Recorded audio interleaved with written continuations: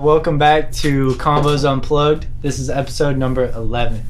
Our guest today is Brad Heat. What's going on? His first video you ever dropped on YouTube was 10 years ago. Over those 10 years, you've accumulated 60.8 thousand subscribers. You have multiple videos over 100,000 views, your biggest being 1 million views. And you also have a video with MrBeast in it. So, welcome Brad Heat. Yes, sir. Welcome. My first video was actually 15 years ago. I deleted it though. Oh, really? Yeah, I was 12 years old. I was ripping my dirt bike in the backyard. And then I took the video and I did a voiceover where I pretended to be my friend commentating on myself riding the dirt bike. I was like, oh man, that's so sick. What you just did so cool. And it's like... Did it get hate?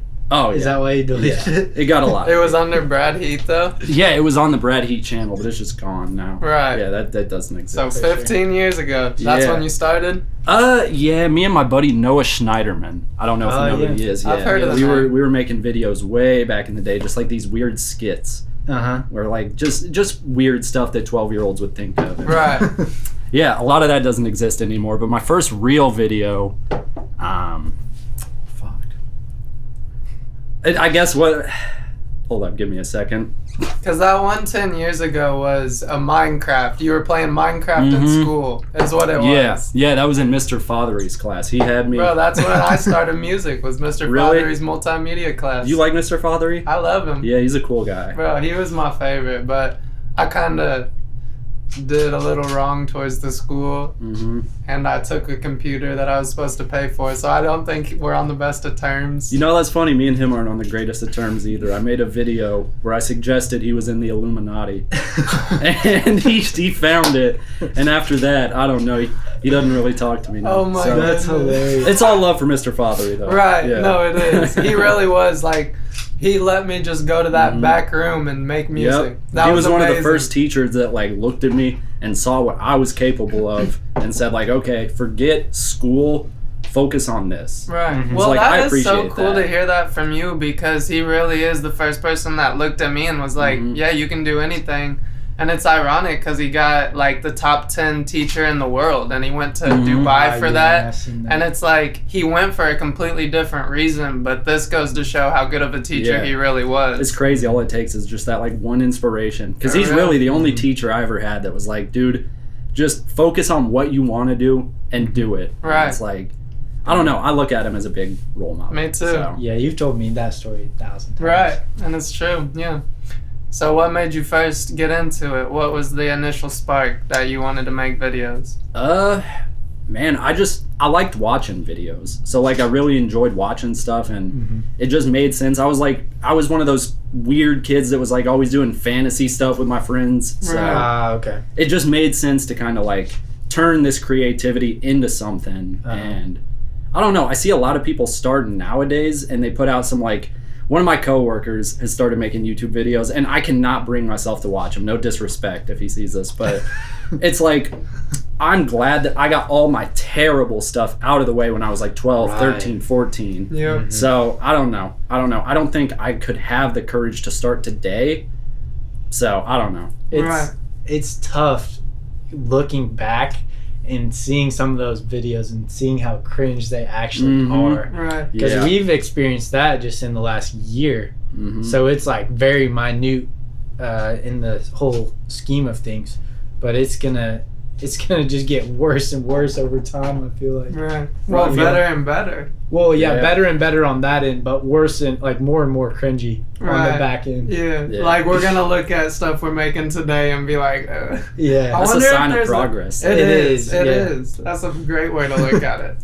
And you kind of made me remember way back when I was 12 or 13. I have this YouTube account called Replay Forever One, and I have this. Looking back at it, there's a 7-second video of me shooting a layup on a 7-foot rim in an Illinois basketball jersey. And like, that is the most cringy shit.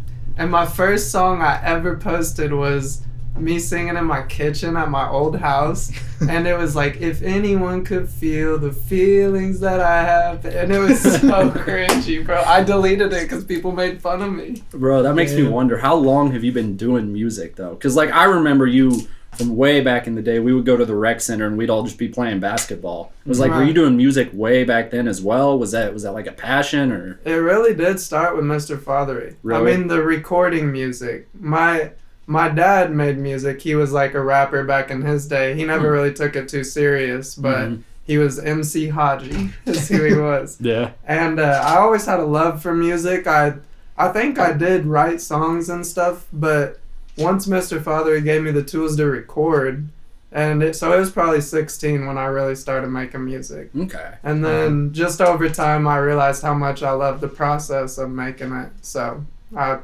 upgraded equipment, got more knowledge, you know. Mm-hmm. How that goes. You can kind of tell when somebody is like good at something versus not good at something. And I remember there was this song that you had put out. I don't remember what the year was, but it had to be around 2018 or something, because I put it in a video where we went to Vegas. And it was like, I've been feeling down till I'm off the weed. Bro, why was that the song I was thinking it's a banger. Bro, you look back at those videos, or those songs, excuse me, and that album has 20,000 plus plays. Bro, on For SoundCloud. Real has more plays than Trace Deion. Like, That's a lot crazy. more. But We were I bumping think those songs like last week. Thanks. I think there's a bigger picture to it. I think Trace Deion is the way to go. And I love that that's a part of my past. You know, like that's always going to be a part of me. For So sure. you don't consider that like part of the Trace Deion discography? No. I haven't. I mean, I might release it, but it would probably be if I got some traction under my new songs. And then I was like, why not just release that because it is me? You know? It's kind of weird how that works. Like, I noticed you saw one of my videos has 1 million views. One of my most viewed videos isn't even of me. It's not my face. It's not me. It's like not something I really resonate with on an artistic level. Really? But success-wise, you will look at it and say, okay, well, this is one of your most successful pieces. Right. So it's like, it's weird how that doesn't always line up, like what you feel versus what works. Yeah, me and Trev have that battle a lot, because sometimes his eye is completely different than my eye. And it's like, where do we find common ground and then make something good out of this? Right. You know? But it's really good to have someone to bounce ideas off of. Because True, if not, you go a little crazy. Yeah. You're just bouncing ideas off yourself. Yeah, you got no feedback on like what's good, what's not. Right. I really think the most powerful thing is just to have friends that like see the vision and they dedicate themselves to that same vision. There's like nothing more powerful. We definitely got a vision. Yeah. And I noticed you had one friend that showed up in a lot of videos. I've got a couple buddies that have done a lot of videos with me, and it's gotten more difficult as, you know, like we've gotten older, people got bills, people got responsibilities and stuff, people got kids. Oh yeah. You know, so like we don't really get to connect on that same level, but we all still talk about stuff, and like we want to plan it where we can get together. It's just so hard now. It is. It's so hard because everyone lives in different states now as well. Right. And it's tough. But Yeah. I will say about friendship, MrBeast and his crew, when they came to Effingham, I noticed they were like the tightest group. He had like 5 or 6 guys with him.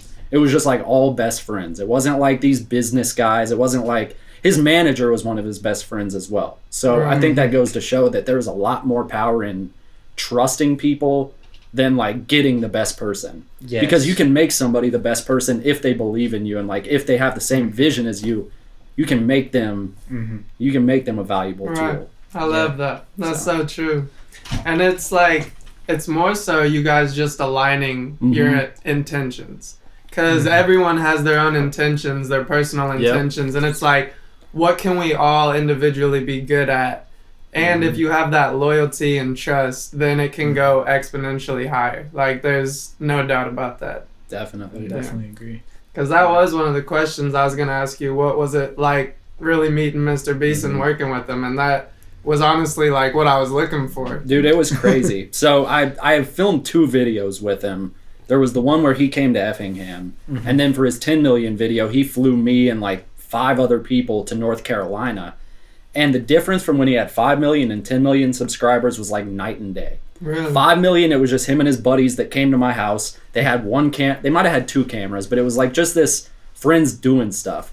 When they had 10 million subscribers, I flew out there. He had like this new manager. He had this accountant there. He had like 7 or 8 cameras. And just it was this whole organization at that point. So, I mean, obviously at some point he scaled up massively from beyond just his friend group, but that's where it all started. It was just him and his friends messing around, believing in the vision and doing it. Right. It's like, I don't know. That's crazy. Yeah, it is crazy to me to see.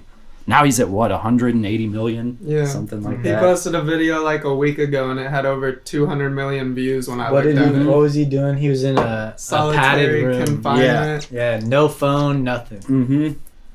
Yeah. That is insane. And he didn't even get to eat most of the time. No, it was all like cold, terrible. Yeah, it's crazy. He puts himself through it for sure. He really does. But it gets the people going. Yeah. You know? It's provocative. That's what it sounded like. I was thinking the same thing. No, I don't know how he thinks of the stuff he does, though. He's got like such a unique, creative mind. Even back when he had 10 million, 5 million subscribers, there was a lot of time where we were all just sitting and talking about shit. And like, his mind is just in a different place. He is always focused on the business. You see in like podcasts and stuff, he says, my mind is all YouTube. It really is. Yeah. Like he is all YouTube. And I think that's cool for somebody to just like fully dive in and just spearhead straight towards what he's clearly got it. Very successful at it. Very successful. Time and time again. Like I haven't seen a bad video from him, one that I didn't like. And that's impressive. But I think it comes from him having that team around him where they probably bounce out, like he said, that's all he thinks about. So the people around him, that's all they're thinking about too. That's them aligning their intentions and getting stuff done for the bigger picture as a whole, which is beautiful. But I think it takes a certain person to lead it, like a MrBeast type person. Yeah. And make sure everyone's on the... It ran out of storage. It's not recording. My phone? Yeah. I was trying to get your guys' attention this whole time without interrupting the video. That's tough. But I started recording on my phone, so I tried picking up some.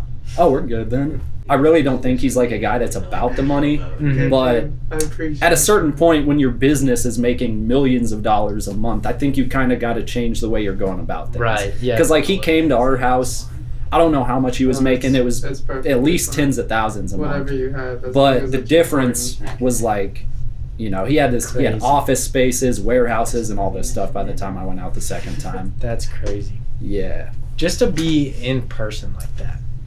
Yeah. No, it's crazy. Because when I saw him at 5 million, I thought, dude, this is this huge influencer coming to meet me. I was like super nervous for that. And now he's at 180 million, and it's like, I can't even fathom that. Do your videos still run up? Like, you still get notifications and everything? I still get comments and stuff on the video I made about him that's like coming here from the 5 mil video. So like I definitely still get traction from it. I wouldn't say as much now because he has like built a whole catalog of videos. So that also plays into my next question. You haven't posted in 2 years. And that's something that we were both wondering why. It's a good question. I think most of it has to do with what I was telling you with my friends. Like they both moved to different states, and that's made it kind of tough. A big thing though is I don't really resonate with the person that is on my channel. Like as an artist, it's all about creativity, right? But YouTube puts these guidelines on you, so to say, where you have to act in a certain manner. Like I can't be saying certain words, making certain jokes, things like that. And to really attract the biggest audience, you kind of have to act in a generally appealing way, which when I look back at it, it doesn't appeal to me. So a lot of that stuff isn't like, I'll tell people, like anytime I start talking to a new chick, she'll be like, oh, I found your YouTube. I'll be like, oh, don't watch it too much because you're going to get this idea of who I am and it's really not me. Not at all. So I don't know. I want to find a way where I can make videos that resonate more with who I am, but also don't go against YouTube. I say you just rebrand for real because you have, even if you lost, let's say at worst, you lose 20,000 subscribers because they're like, oh, this isn't what I was here for, but you're showing yourself. Those 60,000 subscribers number that you have, you're going to get attention on anything you post. Yeah. Another thing is I was looking through all the comments and everyone loves your videos. Like everyone's like, why does this not have more views? You should have more attention. So, Yeah, I definitely see, like, that's what made me keep uploading those videos for so long, even though I didn't really resonate. It was like people liked them and people agreed, and they're like, man, I really, every time Brad uploads, I love it. And it's like, I love seeing stuff like that. Yeah, so, it's like, it's a hit of dopamine. Yeah, it really is. It is, but...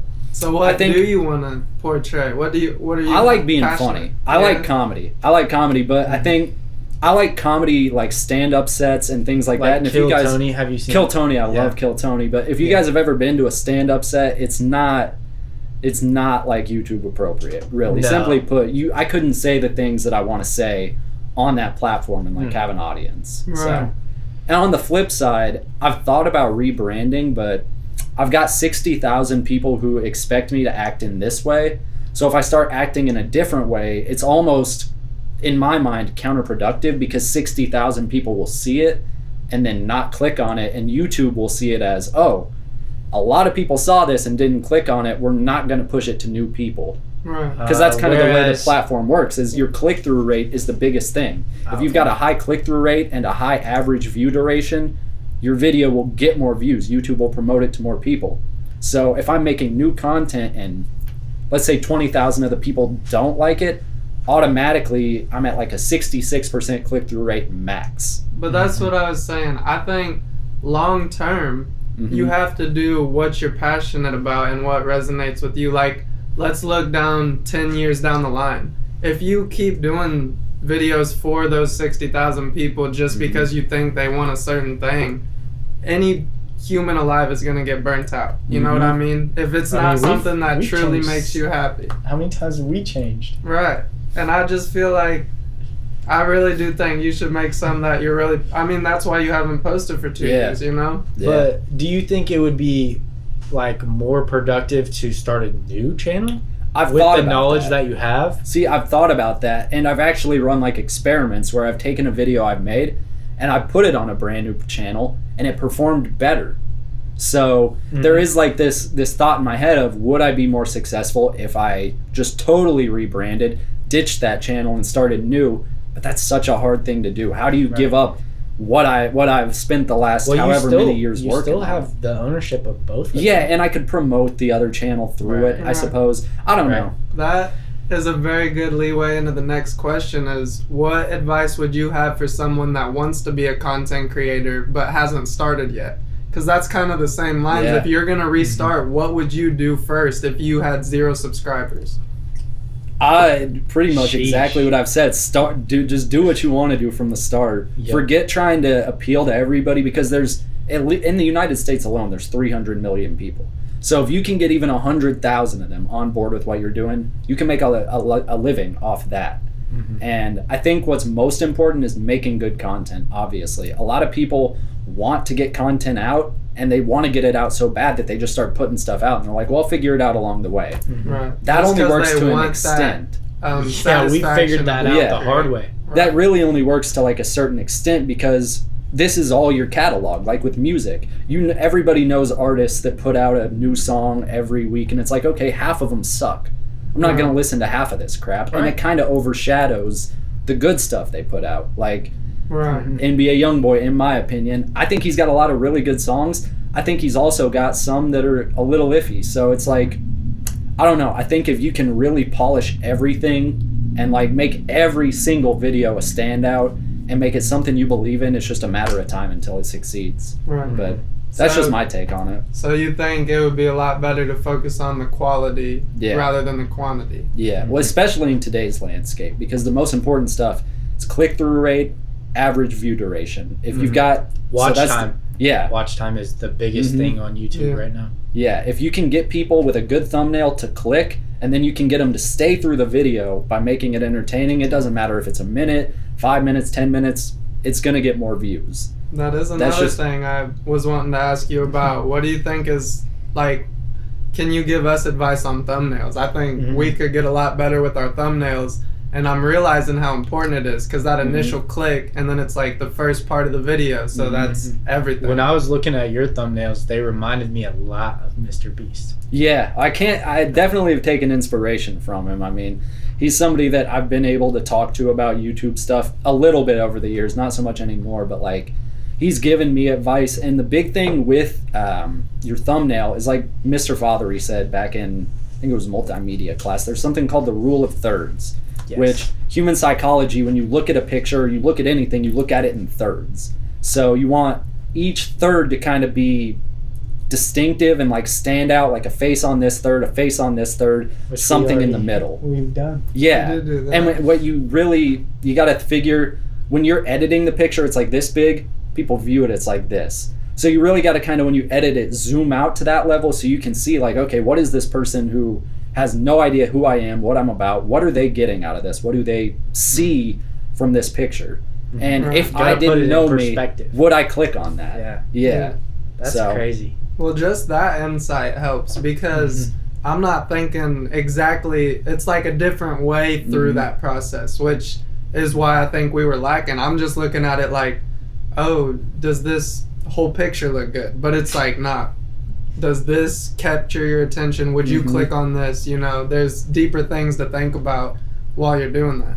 I would say your thumbnail and your title are honestly, I don't want to say more important than the video because no one's going to watch a bad video, but no one's going to click on a bad thumbnail. No one's going to click on a bad title, at least from a new person. Like if people know who you are, they're going to click on your stuff because they know you. MrBeast could literally put up a black thumbnail. He would still get millions of views because people know his content. They know what he's going to do and they know he'll perform. Right. So like to people that don't know you, you really got to sell them just off a picture and a title.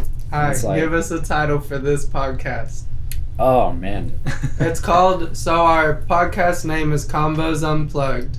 Usually we have an adjective and then we say convo. So it'll be like a beastly convo with Brad Heat. You know what I mean? But yeah. I think if you really wanted to like pull people from me or from MrBeast, I think if you had like a clickbaity title like MrBeast 5 million subscriber exposes all or something like that. Right. It's like people want to know at that point. They want to know, okay, well, what is it that this guy's going to say? You ain't even going to say less. Say less. That's it. That's it right there. Yeah, that's some sauce right there. That's what we was looking for because we knew that you had like different thoughts up there. Well, it's just you guys are focused on the music sphere, and I could never make a song even half as good as what you guys make. So it's like I've spent 15. Well, yeah, you do. You got a couple. You're involved. You're involved in it. Yeah. I've spent 15 years on like videos and trying to make good thumbnails and titles and stuff. So but I feel like that's just kind of nowadays, where my head's at. That is sense. The same space, you know. Like we have to know that. You know what so that's. And it's hard because I've focused on how to make a vocal sound good for the last 8 years. So it's like once I start trying to make content, there's a whole lot to be learned. Yeah. I feel like there's more opportunity than ever, though. Do you guys know who Bailey Zimmerman is? Yeah. Yeah, just a guy from Flora. I used to go down, hang out with my Flora buddies. We'd all be in the IGA parking lot hanging out, and he was just like another kid there. He made one TikTok where he got in the back of his truck, it was sunset, and he started playing his song. Viral, super viral. That alone kickstarted his entire music career. And it's like, it's crazy to me to think that the years he put into music, the time, the effort, all of that inconsequential compared to the fact that he made one viral video. So it's like, it really is the same space, and most creators these days have a whole team behind them. They got like the social media team that's making the viral posts, they're making the thumbnails and all that. You guys got to do that on your own. But on the flip side, you make one that goes off, it's like the sky's the limit at that point. Right. And then we have all that knowledge. The way I think about it is we will eventually have that team, but now we're going to be able to communicate exactly what we want to get across with people that know more than we do about that space. Right. You know what I mean? It's like we know the details and how hard it is to make a viral piece of content because we've tried time and time again, you know? Once you get the science on it, it's not that like difficult. And I say that as somebody who's only got a few viral videos, but like once you really lock in on what it is that people want, it seems like the limiting factors are people, like hands that are willing to get involved, or budget. Because it's like a viral idea isn't hard to think of. People have them all the time. You see people in their room that make viral videos of just them talking. So it's like virality is out there. It's just like in each space it's different. So like a musician can't go viral in the same space a comedian can go viral in, or they can, but it's tougher. Yeah, it doesn't always lap over. Like people that are looking for comedy aren't people that are looking for music most of the time. So I don't know. I think you guys are definitely on the right path of like learning what your space is and like honing in on what makes a video viral. I think it's just a matter of it happening one of these times. Right. And I think you're exactly right. Once it happens, we're going to be like, okay, duplicate the process, you know? So, yeah. Well, that's how we are now. We're so analytical that we almost couldn't not be that way, you know? Right. Like, I think it's fail-proof at this point. Yeah. Well, you guys seem really locked in with it as well. I mean, like, you've got some people that dip their toe in what they're doing. They do it a little bit. They do it on the weekends. You guys are like all in on this, and that's something that makes a huge difference. And I wanted to ask you about that. You already said your dad's a musician. What is your parents' general thought on like you pursuing music rather than going to school or doing something conventional? Right. I will say, like, my mom has always been my biggest fan, and I think my dad took some time to get used to the idea because, and it's like, it's all understandable and I respect 100% of what he was trying to tell me to do. But like at first it was kind of, you need to go learn a trade or you need to go to school, you need to do all this. And I think that comes with anyone chasing something they're passionate about, especially when it's along the lines of creativity. And that's why I say I 100% understand, because like, I would tell my kid that probably too. I mean, maybe not me because I've been through this, but the normal person would tell their kid that they love that they need to go do something that will produce money right now. Yeah. But now he's like on board with it because he's seen the work I put into it, and we've got very business about it, which I think is super important in any creative field. Like, eventually you got to make money or...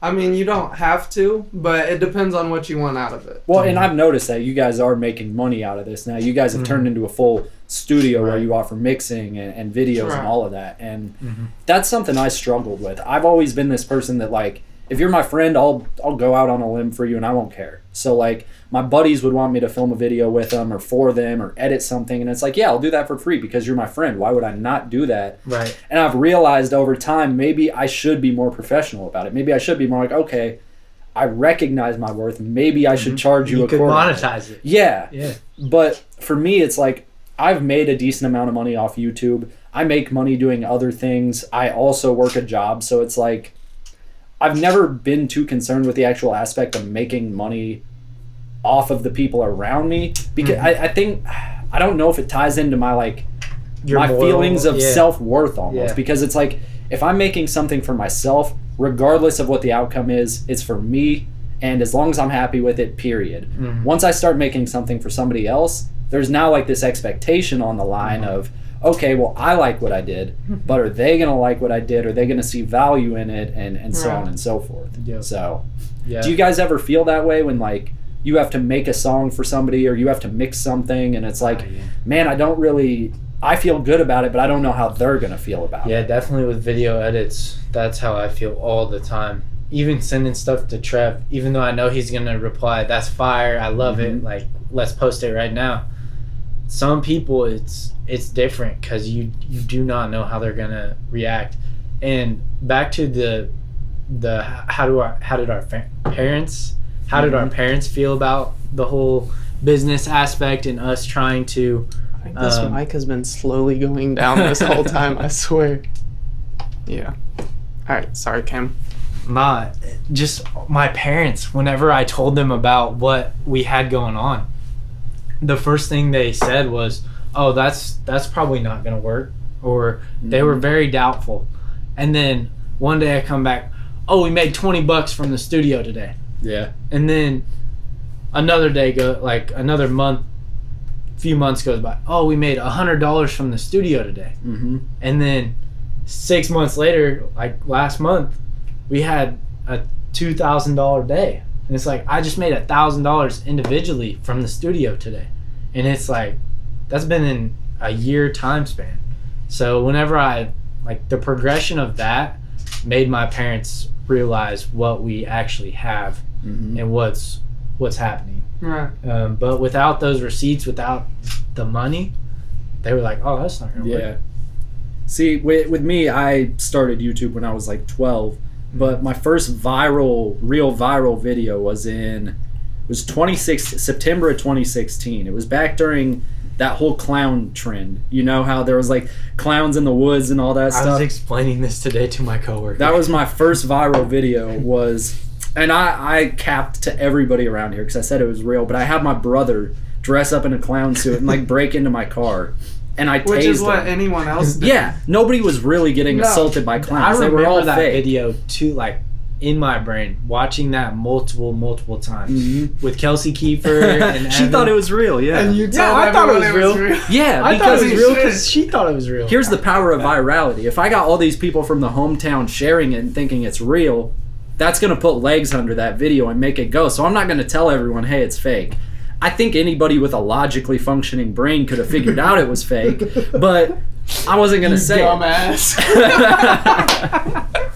Yeah, you got my ass. I mean, shit, bro.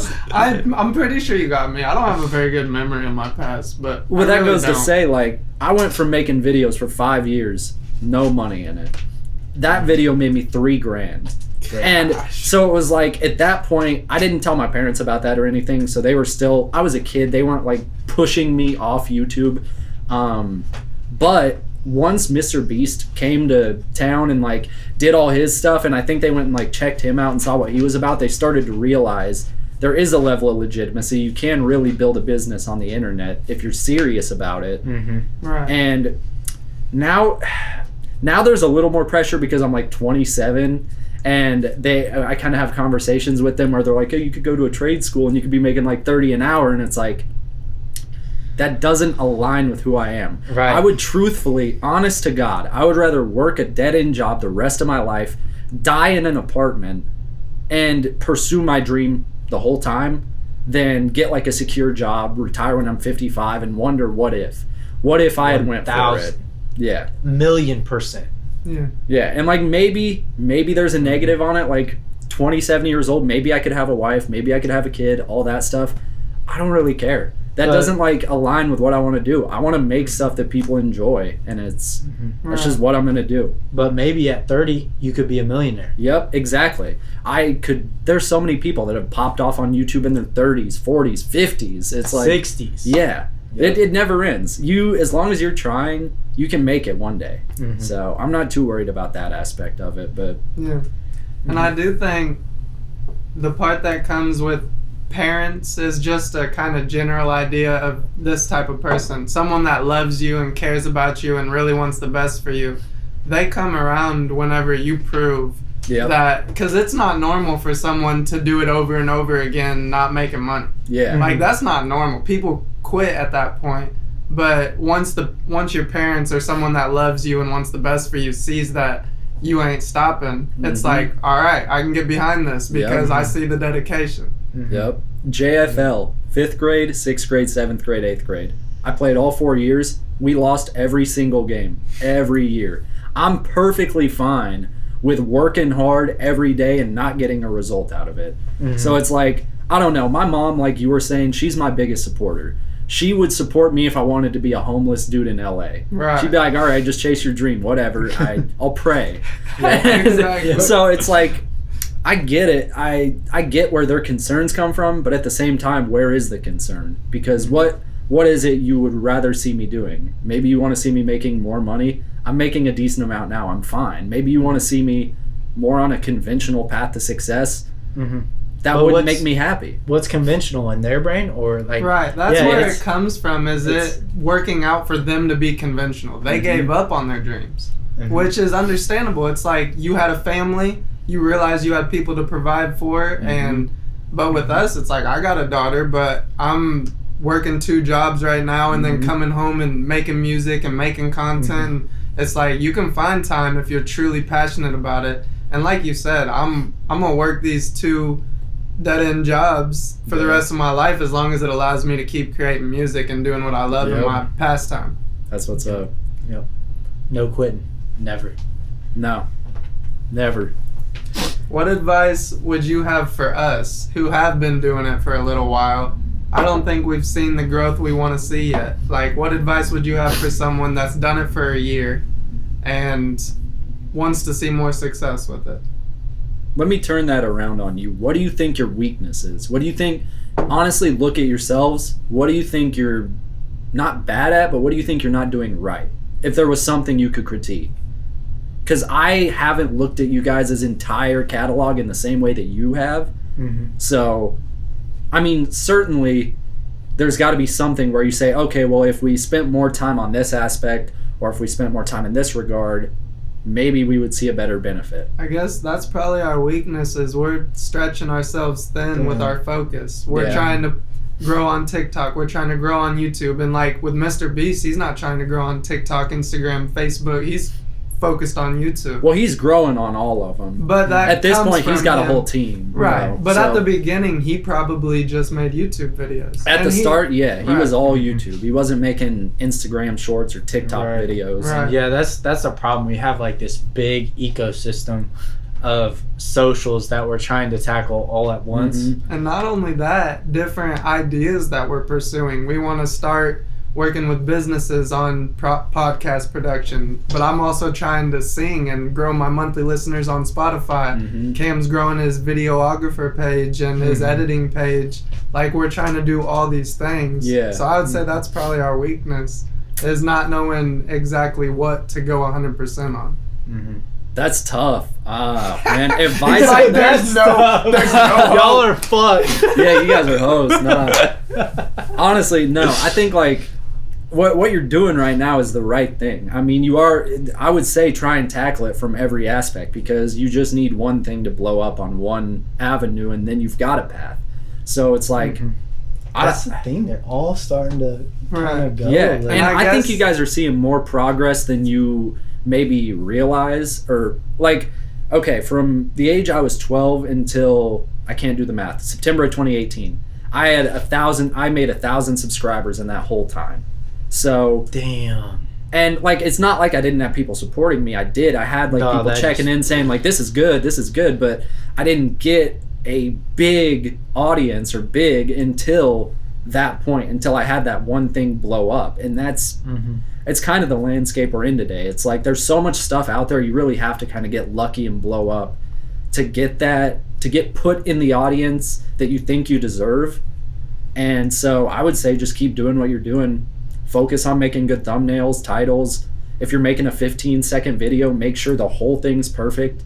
I mean, that's going to take you 3-4 hours, but at that point, you've really got a polished 15-second video. And it's like, I don't know. That's really the big thing. If you're just talking about YouTube, is average view duration. Because like if 90% of people click off your video before it's over, that video is a wash. People, it's not going to go anywhere. It's not going to get any amount of views more than what it's got because YouTube has already designated this video sucks. So if you can really make stuff that like makes people have to stay almost, then that's all I can say as far as like making more of an audience. Right. That's the way to get there. Damn, that's crazy. You said making more of an audience. And that is something I noticed a lot about yours. It's cut straight to action. Cut straight to action. It's interesting. It's funny. It's knowledgeable. It's something. You It's know something. what I mean? That's Every what I've part tried is to do over something. the years is really cut the filler out because it's like, to me, to my friends, the filler might be funny, but that's not who I'm entertaining. I can look back at those videos and have a great time, but if I'm really trying to target someone who has no idea who I am, they don't think my inside jokes are funny, they don't think me and my friends' little things are cool, they just know good content. So I cut out all the BS and it's like, this is what you get, is just the good stuff. And it's like, that's what really anybody at the top level is doing these days, unless you've got like one of those weird vlog channels, but that's a different story. Right. Yeah, I would say really. Sorry, guys. No, you're good. Yeah, You're no good. laughing in the back. No, podcasts have that. I feel like podcasts pay a person to laugh in the background. Yeah. We got it It's for like free. a live studio audience. Like you guys are making fun of me. No, what? Making fun I'm of all- serious. Oh no, not at all, dude. I just- I'm talking about, okay, I'll say What'd it. you get Have you for seen, they've got like those vlog channels out there Mhm. that have, it'll be like, I'm gonna name drop. I'm cool with this guy on social and stuff. Kid behind a camera. He makes videos, and you can just tell when you, thank you. You can just tell when you read his comments, okay, like 50% of these people are kind of touched in the head.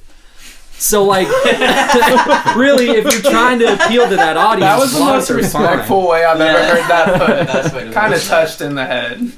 That's crazy. Bambi, why don't you You're come gonna- hop you're- on here real quick? Yeah, Yeah. tap it in. You saved the day on that camera thing, for real. Shout out, Bambi. Welcome to the camera. What up, what Welcome up? to the pod. What's up, Bambi? What up, The Brad? real Bambi TV. Thank you for having me. Yes, Thank you for sir. having me. You got merch on the way, don't you? Yeah, I got me a hoodie dropping here soon, so Let's y'all can go. stay cozy, representing the real Bambi TV. You know, It's Oh, yeah. cold out I had there. a pretty good, decent drop about 2 years ago when I was first starting out. I had a lot kind of go on, but I dropped about $2,000 on profit, so that was pretty good. Sold about over 150 shirts. So, When you drop in So- your new drop. it's gonna probably come around February, honestly. For sure. That's powerful. You Mhm. sold 150 shirts? Yeah, if not more. That's crazy. Yeah. That's crazy. What would you say your following is like social wise? Social wise, I got pretty different following on all the different kinds of like socials. If You you know, could like, like put them all together, what would you put a number on that? I'd say an average probably about 5. 5,000? I'd say 5,000. all That's a across. crazy metric though. If you're Yeah. selling 150 shirts just Mhm. off that, that's like But people. Bambi's real life That's connection. the thing. man. That's the thing. Is Bambi is like one of the most tapped in, cool with everybody Yeah. people. So like Right. that I could see you could really benefit off like the merch sales. And that's the thing that's also gonna grow, like social media as well. Like networking is a really big thing. Like getting your name out there, like meeting people that connect with the same niche that you are, Mhm. and it's gonna grow you not only like your profile or their profile, but also your bank accounts. You know, your clients, just anything and everything. You know, Yeah, we so had you kind a of just gotta. we had a meeting yesterday, and the main topic was collaboration, Mhm. and collaboration is going to equal acceleration Mhm. in 2024 Yeah. because that's the sauce nowadays. Like you get a video of MrBeast, Mm-hmm.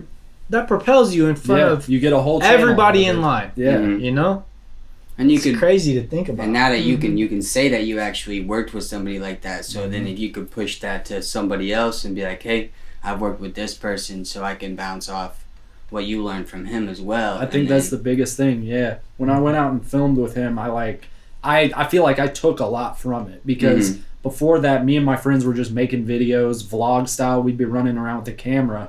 When I watched how tapped it, like how locked in his whole crew was about stuff, it made me like second guess. It's like, okay, well, I'm actually really not doing as much as I thought I was. Mhm. These guys are like on a totally different level, and it makes me want to be better. Right. So I definitely get that. When you're like working with people in big spaces, or even people that are just pursuing it like Mhm. you guys are, it really does elevate you to do more. Yeah. So And even like, damn, they pushed me out of the comfort zone, like with everything I've been going through, and actually like made me like how hard you guys are working. You know, it pushes me to get out of bed and make me want to do more with myself. I bet, yeah, Oh You yeah. know? You push me to be a better person every day. I Cool. bet. I wake think up every that's- day try to be. That's the best part about having that genuine team around Mhm. you. The people you can really trust is they're gonna let you know whenever you're slacking. Cam's gonna let me know, Bambi's gonna let me know, like, and that's why all of us gotta stay on our shit, you know, Mhm. because it's like we don't want to let each other down because we got real trust and love for each other. That's the main thing is letting Yeah. each other down. Like I do not want you to call me one day, be like, "Why didn't you post this video, Cam?" Like, or you would never Right. do that in 1,000 years. yeah. But it's just the, Well, I the would if it principle. was like 2 it's weeks. all the principle. Mhm. If it was 2 weeks gone by, I'd be like, Cam, not about the studio page, but your personal. I'd be like, Cam, what are you doing, Mhm. bro? Like, Mhm. post. Come on. Mm-hmm. I would, because I have to, you know, because I know you would do the same for me. You'd be like, Mm-hmm. hey, you haven't even worked on anything for a little bit. Like, what's going on? And it's not even like you have to get on your shit, but it's like, hey, is there anything I can do to help persuade you in that way, you know? Yep. Yeah. I have a lot of like hidden things like I just don't even really post, like that probably could really even blow up, and I just kind of just That's the keep 'em thing. in You there. get so locked in your own mental. Yep. Mhm. Yeah, that's the biggest thing. I've got so many videos in this 2-year span actually that I've filmed that I just haven't put out. Like literal trips we've taken across the country, filmed shit, edited it, and then I was just like, man, something about it. I can't do it. Yeah. See, sometimes I just get in that mentality while I'm like get done editing a video. I'm just like, you know what? Fuck it, and I just don't even think about it and hit send, and that could be the best video I ever did. That's some of You your know, best, dude. That's some of my best work too. You know, Yeah. like some of the work that I don't even really think about. I feel like But that's Ken, where you're saying something. Not your best creative work. Yeah. That's not what I meant by that. But some of your best numbers Mhm. have came from shit like that. Yep. Yeah. So you guys kind of got to say fuck it sometimes. that's That's how- why I think there's a line between you want to focus on quality, but you also want to have quantity. You know, like Mhm. it's not all about just not focusing on the quantity, Mm-hmm. but there is a certain aspect that you have to realize. If I put out 10 videos on TikTok a day, Mm-hmm. like that's probably my quality is going to be lacking to a Mhm. point where it's not helping anything, you know? Yeah. Depending on the avenue, yeah, because there's some people that are crushing it on 10 TikToks. I mean, yeah. But like, that's all they do, Yeah. I imagine. Yeah. Mhm. Speaking of TikTok, if you're really trying to if you're trying to do something where you can make some money out of it in the here and now, TikTok is without a doubt like the best platform to be on. Mhm. They've got their creator affiliate program. I think you have to have like 50,000 followers, which is a fair number, but on TikTok, if you're really pushing it out, that's nothing. Mhm. Right. One of my buddies named Emily, she is pushing, I think she said like 10 grand a month just off the TikTok affiliate program. That's And it's crazy. like, I see so many people on Twitter that are doing like 10K, 20K a month just off TikTok videos. And it's like, if you could do that, then that would free up the entirety of everything else. Mhm. Mhm. Forget the other 2 jobs, forget everything. You could like fully dive into music at that point, or That's- dive into creative. That's what we're trying to do, is become free. Like, time freedom is our biggest goal. Okay. That's number one. So like, once you get the money, then you get your time back. Yep. Yeah. Time is literally, or money is literally just power and time in like a Money is numerical time. form. Mm-hmm. Yeah. Mm-hmm. And Money is that's everywhere. why we're doing stuff like posting on LinkedIn every day, because we're trying to go business to business Mhm. with podcast production, because I think we do a really good job, and I think it's a big thing in business that a lot of businesses aren't taking advantage of. Like, there are some cool people that are the head of these businesses. If they hop on a podcast and just talk about themselves, that their business will see growth. And I think we could offer that. So it's like, if we can find 5 businesses to do that for. A big thing that made me think that way was Rick Rubin. Do you know him? He's like a music producer. He's just around Got a music. big beard. Yeah. Yep. And Yeah. he said he advises people to have another job or another outlet of money as they pursue music. Like, it's very important to take your mind off the money whenever you're creating something that you love. So it's like, he advises people to have jobs if they can't have, but he says you can focus that job around what you love, which is what we're trying to do. It's like, we love creating content, we love creating music, so we're mixing songs for people, we're creating content for people, shooting videos, you know, all that.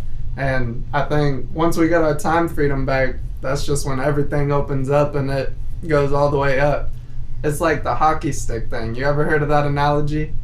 The hockey stick, it goes along a straight line, and then as it shoots up, it just goes straight up, you know? So it's like, this is the growth impact point where stuff starts changing, and then it's just straight up from there. See, I've heard like similar stuff about how growth is exponential, and it really is, because I went from 1,000 to 7,000, and it took the 0 to 1,000 took ages. 1,000 to 7,000 was like one video, and then Exactly. 7,000 to 60,000 was like one more video. So it literally is like that exponential growth. Once you hit that point, it's just like, It's over with. yeah. Right. Can I hit that real quick? Yeah, it's just be careful with it. It's, you gotta light pull. It's about gone. What are you saying? Be Things gonna careful with explode in it. my hand. Yeah, right. Yes, you are holding a hand grenade. I did want to ask you, what is your most favorite video you've ever made?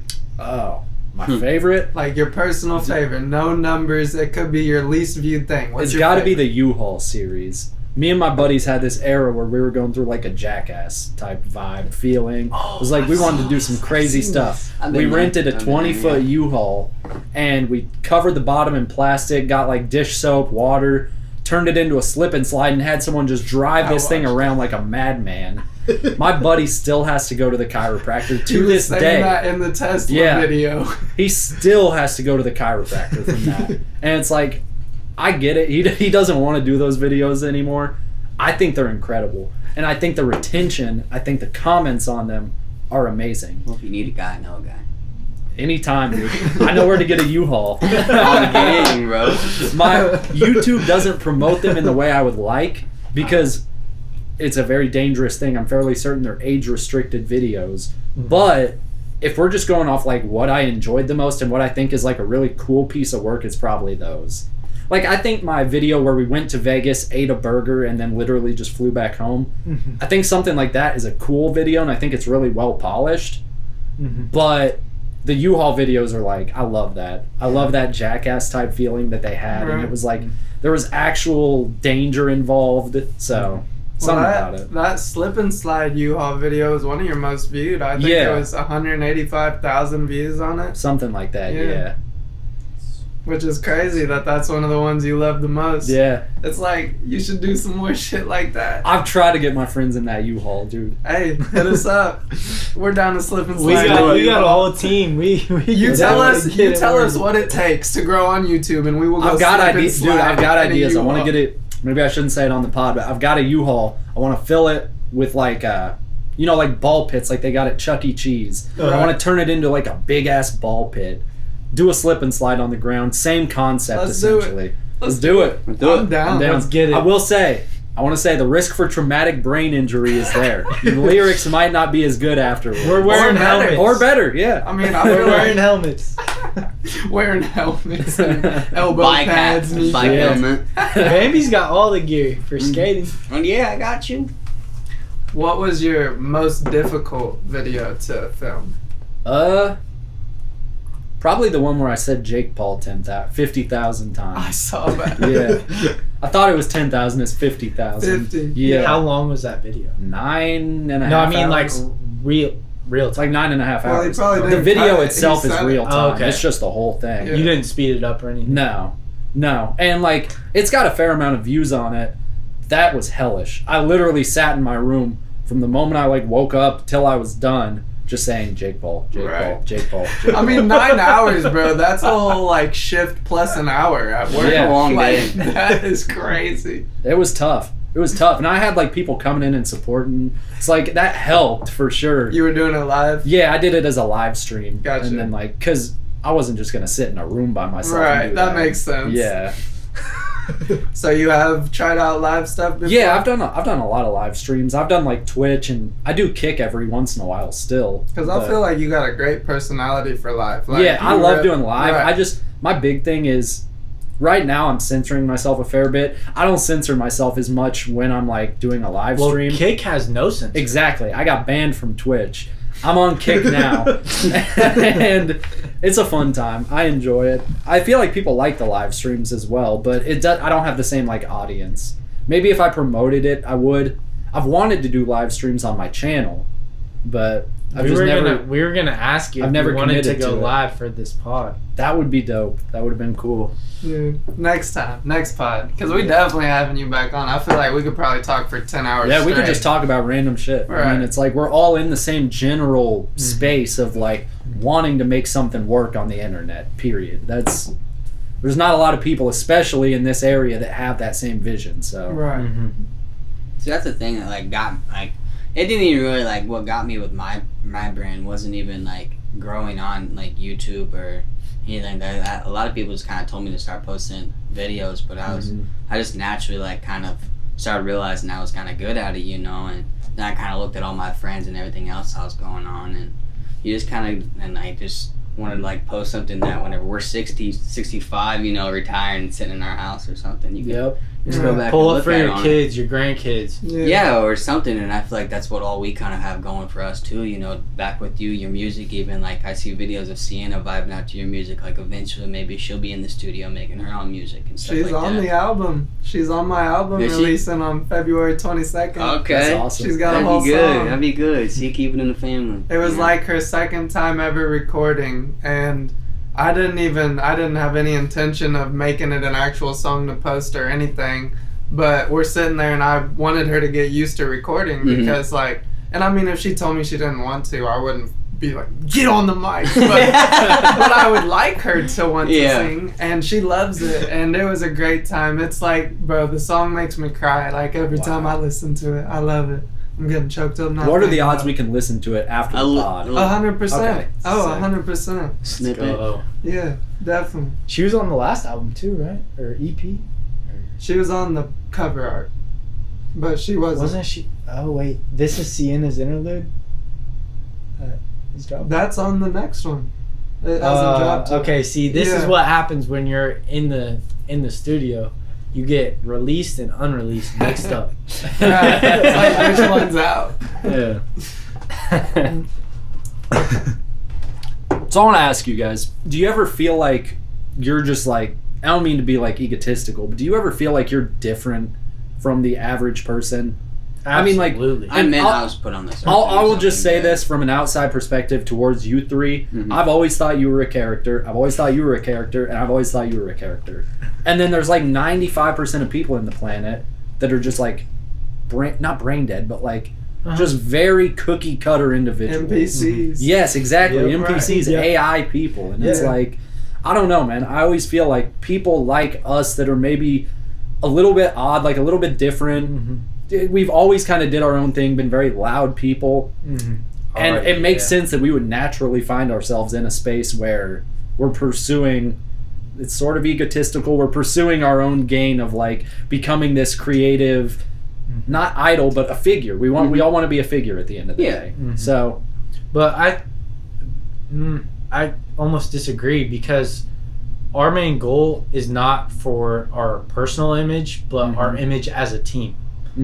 So, but he's asking, have you felt different? Oh from yeah, other I people? definitely feel different. But just going off of what he said, it's more along the lines of making money together rather than personal gain. Yeah, but you see like the Studio 13, I do or like feel Trace Deion, you see that and you think, man, I really want to scale this up to the moon. Oh yeah, absolutely. Every day it's the first thing I wake up thinking about.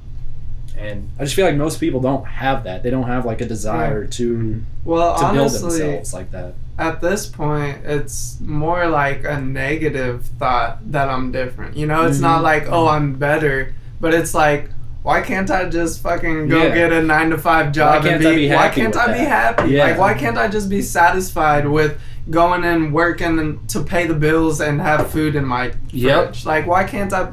But I feel like that also comes with the hockey stick. It's like those people stay on this straight line. Yeah. They're just on the straight line. But if you're trying every day, if you're just today, Cameron, I wake up to a text from Cameron. Probably 60 of them. Well, that was like yesterday. Today it was just 2 texts, and you said, I was about to look at my phone out. And my phone. Oh, I know what I texted you. I said, I'm going to have $50K in my bank account by the end of 2024, and I will be debt free. There was another thing. I don't remember what else I said. Because you said that, but anyways, I said, I know that's going to happen because I'm waking up to a text at 7:30 in the morning. That's the first thing you're thinking about. And that's how it goes for both of us. And that is different, 100%. I've noticed that we are so different from the normal people. Like, I found it. I said, our YouTube is doing 1 million views this year. I will be debt free and have $50K in the bank by the end of 2024. That's what's up. And I said, I know it's a fact because you just texted me at 7 in the morning, and that was the first thing you thought about. I feel like this podcast could do 1 million. It could. And if it did 5 views, I would be perfectly fine with that too, because I learned something personally. I'm having a great time. Yeah. This is what I love doing, and that's different. Most people don't love getting together with their friends and trying to get better. Most people get together with their friends and try to forget about their problems. They want to stay Revolve it comfortable around this. We get Right together here. and we talk about our problems. It's like, what can we get better at? What are we Mhm. failing at? What is going wrong? Mhm. And why is it going wrong? And what can Mhm. we do about it? That's always how I've been. Maybe too much to a point, because I have sort of alienated myself from some people over time because I'm too blunt. I'll tell people if they're like not reaching the mark. Like if I'm making a video with somebody and they're not doing something good, I'll tell them. Mhm. And it's not like out of a place of malice or like hate. It's just like, yo, listen, we're trying to make this thing as good as we can. Mhm. Lock in. Let's do it. Exactly. I've noticed there are some people that kind of take that in the wrong way. It Absolutely, chips at yeah. their ego, and it's like, man, really, that's not what I'm trying to do. But Mhm. I can definitely, I've been a very blunt person in my life, and I can see how most people don't take well to that. Mhm. I feel like you guys are very creative heads. Like if I was to say something to you about your music, you would actually listen to it rather than be like, okay, well, you're just coming at me personally right now. Right. Mhm. And So- honestly, And people do come at us personally for random shit. right.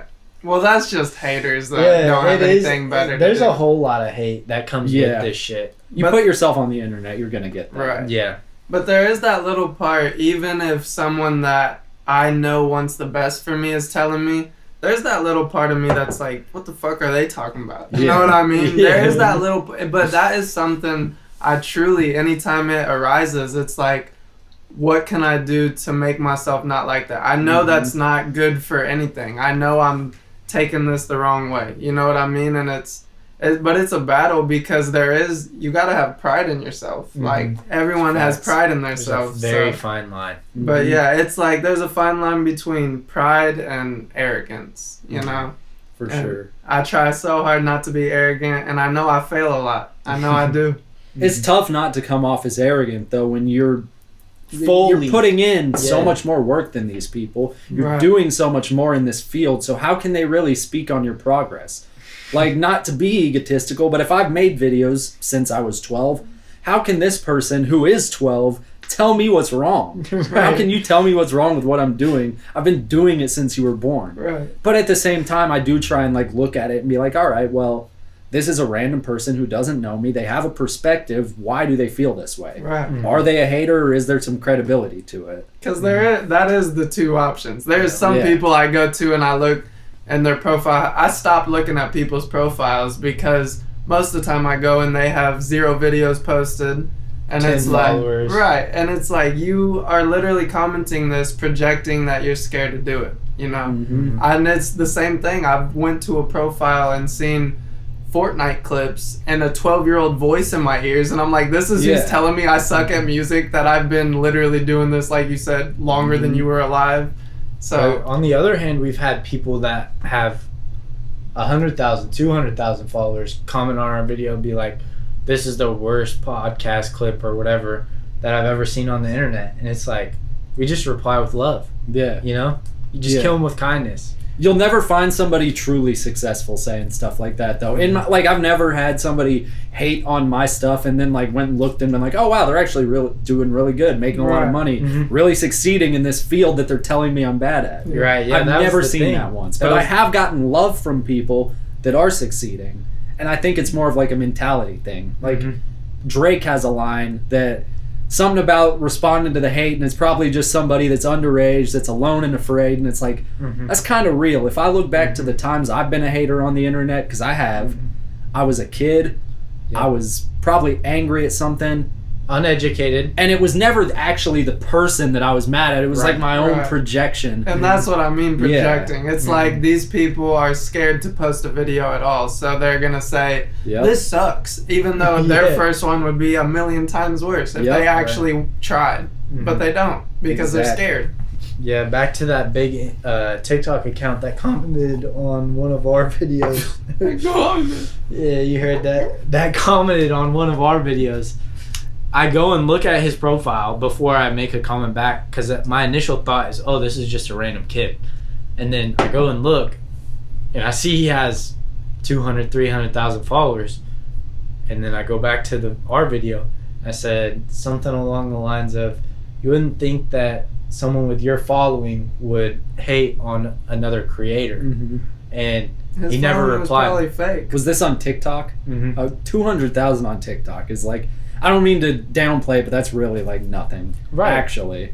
That's right. To bounce off of handling it with love, I recently had this one guy comment on my TikTok, and you know those like generic, this is fire on mute, you Yeah. know, about music. And so I said, and honestly, I thought it was super clever. I was like, so you think I'm cute? Because he said, this is fire Yeah. on mute. I said, so you think I'm cute? And he said, no, you look like you're trying too hard to sing. And I'm thinking like, so how is it fire on mute if the visual looks bad? Yeah. And so then I said, well, it got you to comment twice and you viewed my profile. And I didn't view his because I have mine like, if I view someone's, they Yeah. can see it, and if they view mine. And I never view the hater's profile because I'm not going to give him that satisfaction. Yeah, never. I saw him, he viewed mine, so I said, it got you to view my profile and you commented twice. And he deleted all the comments. Yep. I was like, bro, it just goes to show that these people don't have any like ground. They don't have any foundation in what they're saying. They're just saying shit because they're projecting. When even the hate's positive. Like, 100%. there are people, I know this girl who has transitioned. She is, her, like 80% of her platform is just hate. And it's like, okay, but you're making bank off it. You're literally making a living off people hating you. So Right. it's like, at the end of the day, if that's what it is, fair play. Well, even You the know? Paul brothers are borderline like that. It's like a lot of people hate them, but everyone's interested in what they're going to post next. There's always been, there's a name for it. It's like the heel. Like in fighting, they call it the heel because it's the guy you want to see his ass kicked to the point you're going to buy this fight to watch him get his ass kicked. Yeah. Chael Sonnen, he was like the Yeah. original guy in the UFC. Yeah. People would be like, dude, I'm buying this pay-per-view just to watch him get beat up. That guy's So- an asshole. I've never heard it put like that. That is Yeah. exactly what it is, though. That's the thing. I'll take the hate. It's like if someone wants to hate on me, fair play, because they are actively benefiting me when they do it. Exactly. Baby, you ever got any hate? Oh, absolutely, bro. He's like, no, everyone. How do you fucking lets handle it. hate? How do you think Bambi came from? I came about. Yep. Someone But I was could. getting bullied, and that turned into a positive. I thing, remember and then that. Look at me now. Everybody, I kind of changed it, and then I started throwing parties and just kind of just not giving a fuck what everybody else was thinking of me. And I realized that Key. people that like really did care about me and really wanted to be around me really pushed me to be a better person. So therefore, I just continued to be around the ones that I loved and ignored everybody else. But at the end of the day, everybody that picked on me back then is the ones that better me today. Mm-hmm. You know what I mean? You Like, said they're that- my you said the closest key- friends. They're the like my key closest thing. people I hang out with. Yeah. You said the key thing there. You stopped giving a fuck what other people think. Mm-hmm. And a lot of you motherfuckers need to start doing that. Yep. A lot of you motherfuckers need to start I don't know which one to point. Both of them. Either one. Both of y'all. And it came from like me just being really small, and I was always obnoxious and just very, very like go giddy and always happy. I always happened, and a lot of people took that in a bad way, and then they projected me as some annoying kid that didn't know what he was talking about. Just didn't want to be around him, and I just kind of said fuck it. Right. I feel that. So they gave me the nickname Bambi and turned it a brand and made something from it. Honestly, that's what's up. Mm-hmm. Can I tell you what my nickname was when I was being bullied? Go ahead. It was Boner Brad. Hey, that's a fire name. Put That is. on That your should have been shirt, my bro. YouTube name. You should put that on your shirt, bro. Yeah, when I Like, rebranded, Boner Brad. Fuck. Like, that shit's funny. No, I like, get that though, because like that's kind of how I was as a kid. I was like always this very outgoing person. I feel like it was kind of bred by my family. My family is all love, so like really was this true safe space where I could really be myself and like be out there, be extroverted. Then I got into school, and kids are brutal. So like high I school's a wasn't getting different that same breed. safe space that I was, and so kind of like you, I was this very extroverted, outgoing person that rubbed people the wrong way. But fuck it, like I never let that grind me down. I never let that turn me into this like introverted shell like some people do. I used it like you did to become a better person. Yeah. And to just like say, all right, well obviously all these people feel this way for a certain reason. And it's not because I'm a bad person, because I know I'm not. Yeah. What I'm being good to people the whole time. So Right. at the end of the day, it's like online haters in real life. Yep. People, when they see you being confident in yourself or being like out there and not being afraid to break the mold and like be yourself, they don't like it. Mhm. It's like, all right. Yeah, it's Whatever. it's abnormal to be yourself, Mm-hmm. and it's sad. Yeah. It's so sad. To be 100% transparent, I remember when I was the young kid projecting my anger with myself, Mm-hmm. I was hating on you. And then A lot you of people started were. posting before I ever posted. Mm-hmm. Once I got hate on my first video, I was like, oh, he's just doing what he loves. Yeah. Like, he's really just trying to make something for himself, just like I'm. And I think that's why you notice, and that wraps into everything. You noticed he's a character, and it's like, that's in the best way. Mhm. You're a character, I'm a character. And you noticed that, and I feel like you were one of the first people I ever was. And I don't think there's many people I did, because I started posting at an early age. Mhm. But like 100% transparency, I remember being like, oh, he's goofy. Yeah. Like, but it probably came from me being around certain people Mhm. and everyone being like, why are they doing that? Those Yeah. same people maybe went to college to play sports, and now they're fucking Mhm. bums that work Yeah. a 9 to 5. Like, Yeah. that's how it goes. And Mhm. I realized through the process, like, I'm sitting here literally trying to get information from you, like Mm-hmm. knowledge that I know you have because you've been through it. And I truly respect everything you've ever done. Me as a grown adult. This was me as a kid hating on you, you know, but Yeah. me as a grown adult that has tried this time and time again, it's like, nah, he was on the right path the whole time. Yeah. I was dumb. I was ignorant. That's and I the didn't thing. know what I was thinking. Even like, and I can get the hate, because when I was a kid I was definitely hating on people too, and like Right. I'm 27, I still hate on people, let's be real. Yeah. Like, Yeah. but I think I'm a Says, lot more yeah. aware of stuff. Like, I can look at people and realize, like, okay, what these guys are doing is like, you guys are fully committed to what you're doing, and I don't make fun of stuff like that anymore. Like, I used to make fun of people that were committed to what they were doing. It's like, Half-ass. yeah, it's like, well, what you're doing is so stupid. You're making videos on the internet. What is that? Right. And that's exactly where it came from. Yeah. But then it's like, now I'm fucking trying to Well, once- make yeah. better videos on the internet. And Once that's you half get the to that problem. point and you kind of like see the benefit of it, you're like, oh shit, okay. Right. That's half the problem is people hate. You give up. You fail. Mm-hmm. You know? It's like you take the hate, reply with love, brush it off, move on to the next one. Yeah. That's- Or that's all don't you reply really- at all. Like, Right. either reply with love or don't fucking reply, because you're either going to make them look stupid or you're going to show them that they don't matter. Your you know? energy is moving down to their level. Right. And then it's If just you gonna- start being like, well, no, I make good videos and good music. It is. I can't read one. 7:53. 7:53. Say, can't read the Rolex. because it looks good. Yeah. Is that a to- Rollie? Yeah, I need to sell it, but I got it right after the stuff, MrBeast. Yeah. So how much did you make from, or if you don't want to talk about it, that's We can talk perfectly about fine. it. It's all out there. I I made was 25 grand off the videos with him. Yeah, God it was nice. Tax time, they came and took 8 of it back from me, Yeah. Right. which was like, whoa, what? I was not expecting That's that. when you learn the fucking government's Yeah. taking that shit. Well, here's the thing. It's like I got 25 grand. I was like, all right, I'm taking my family to the Bahamas. We went to Turks and Caicos. We went on all these trips. And then tax season came. And Oh, shit. I got texted- 10,000 I texted my left, mom. boys. I literally sent her a text. I was like, yo, so the cruise was like $250 a person. And I never ended up taking money from them. But I just couldn't do it. But yeah, it's like when you see I know that, I'm you laughing, but I know exactly. I would do the same thing. Yeah. 100%. I'd be on Okay, the same when you time. get taxed at work, you like, let's say you make $1,600 on your check, they take like 200, It's 300 immediate. out. Yeah. Where do you take 8 grand out of 25,000? That's a third of it. That's literally 33%. So I don't know. My tax percentages were messed up. I thought maybe I would own like Capital 2,000, gains? 3,000. Well, no, it was taxed as 1099, which is like it's self-employed, but it's also like a gift. Like if you give someone a gift over a certain dollar amount, they have to tax it. Mm-hmm. And that is taxed at like the highest rate. It's taxed along with like the billionaires. They get taxed in the same bracket. Yeah. So It's like I got hosed. 30. I got hosed. Right. 20. And I didn't know high anything 20s.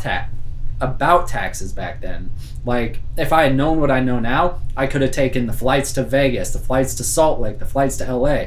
I could have comped all those as losses and actually like deferred some of that tax. Right. I didn't Write it know anything off. about that. Yeah. Yeah. Wrote it off. Yeah. Now I do. Now I've got Brad Heat LLC. So anything I do, like we go somewhere, we fly somewhere, it's all tax. It's like all tax free. That's exactly what we're trying to do. How'd you get your LLC? What process? I went through some website. It was like $400-$500.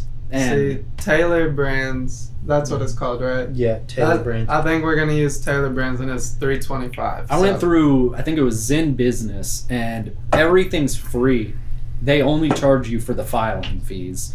So the actual price you got to pay to go through like the state of Illinois and all that, but it's not bad. That's not $400 or $500. Or it might have I been got back then. well. How long ago They was sell this? extra services as well. So you like got they have some built-in more. accounting. Gotcha. And I went and did that stuff because then I can just input into their spreadsheet. Okay, flight here, gas here, Right. etc., and I get like a tax breakdown. And So- that's why I wanted to use Taylor Brands, because $325. And how long ago was yours? It could be completely different prices at this point. It was like 2 years ago. I Right. think. And I bet, I mean, you know how much everything has went Mhm. in different price directions over the last 2 years. Some stuff goes up, some stuff goes down. Yeah. But the Taylor Brands, like, if you just file your own and you do everything yourself, it's like $70. But I'm definitely wanting to go to Taylor Brands because they help you along the way, like you said. And it's $325 for that. The actual process of like filing for an LLC isn't too difficult. It's just there's a lot that comes in after the fact, because like if you do want to actually report your taxes and stuff, this has got to be quarterly at this point. Like Yep. normal taxes, it's March or Yeah, end of February, March. it's whenever tax time is. But like quarterly taxes, I don't know. I just use H&R Block for that stuff. Right. Business taxes, it's quarterly. So it's every 3 months you've got to like be on top of this stuff. And if you are doing what's the word for it? Tax write-offs, you have to be on top of those every 3 months. Right. So And that's You can even report to the IRS every month if you want to.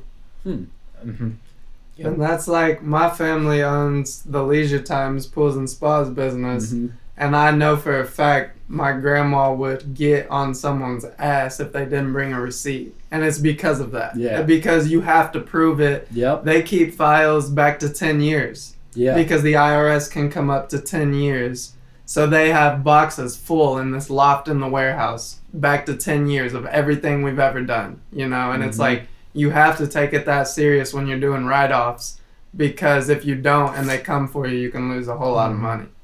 Yeah. Once you get audited and you off, say bye-bye. Yep. Yeah. That's the thing, is they were sending me some scary letters before I paid them. So no, I don't want to mess around with the IRS. Right. They were trying to take it all. Yeah. That's the thing. The IRS, like, they don't play. They'll just pull up at your house. They'll hit your car up, just take off. It's like, all right, well, there's some of the money. Yep. I don't want to play with Good that. thing I don't have a car Yeah. or a license. What they gonna do? Take my damn apartment? You're going to kick this door in. Yeah. Low key. I keep This is the locked down. I'm gonna IRS. go eat. All right. Appreciate y'all I guess- having me. I guess that's probably a It's good seeing you, man. Yeah, probably appreciate a it, good man. time. Absolutely. We'll have to For get real, together. let's We can do do a a video. We video. can collab. Yes. Like we can definitely. Like you can teach me some things. We can do whatever. Let's you make know. some stuff, dude. I get I some think we pictures could for really. you. We Whatever. need to Yeah. do that U-Haul I'm bouncy That ball. U-Haul, Yeah, Yeah, like we're we should all all in. like. We're Why all don't we in. just all get together and just start We're making going videos to and shit like be that. down. expecting something soon from all of us. I'm down. Yeah, just even like while I'm recording too, I'm getting the same like video too, but just different angles. Like you're getting your content, you guys are getting all your content. Right. That's what But my it's the buddy same Alan kind of was doing. thing, but it's still pushing all of us at the same time. We gonna get it done for So sure. it's instead of one per account, it's got 4 accounts. That's how it Collaboration equals acceleration. All Yep. 2024, yes, sir. Mhm. Yes. I got one more question for you. Let's hit it. What's the future of Brad Heat? What's the next thing we can expect from you? Videos. Definitely videos. It's just, me and my buddies, like I said, in these past 2 years, we've been talking about it. We've been planning stuff out. It's just a matter of finding something that aligns with my vision, aligns with my creative goals of like comedy, being funny, and not fitting the mold of like this YouTube character. And I also, at the same time, have to make it appeal to YouTube. Right. So, do you guys know who Danny Mullen is? I feel like I've heard the name. Okay. Yeah, me too. So he is the perfect example of a YouTuber that will never get the credit he deserves. And like, I'm honestly kind of skeptic or like sus to even mention him on the podcast. He is one of the funniest YouTubers on the planet, period. Without a doubt, like by leaps and bounds. This guy only has 700,000 subscribers because YouTube doesn't promote his content. So all 700,000 of those people have found him through like word of mouth and through people being like, yo, this guy's really funny. I'll be honest, I've never heard of him. Yeah. If you went Like, and watched his videos, but you're probably thinking of like Danny Duncan or somebody like that, who's actually really good friends with him. But if you go watch a single Danny Mullen video, you'll be like, this is the funniest thing I've ever watched on this platform. Why doesn't this have as many views as so-and-so or as this other person? Mm-hmm. And so I got to kind of find like this middle ground of, I want to be funny, but I want to be funny in a way where YouTube will still promote it. Right. So yeah. definitely Go more subscribe. videos. Yeah, definitely subscribe if you're not already. Go You want to see more subscribe. videos. Brad Heat on YouTube. Do you have any other socials? It's Brad Heat on everything. Brad So, Heat on yeah. everything. Across the Everything. board. This is Convos Unplugged. I'm Cam. I'm Chase. I'm Brad Heat. I'm Bambi. That's Bambi. And we appreciate y'all. Hope you got some information. Love y'all. Take care.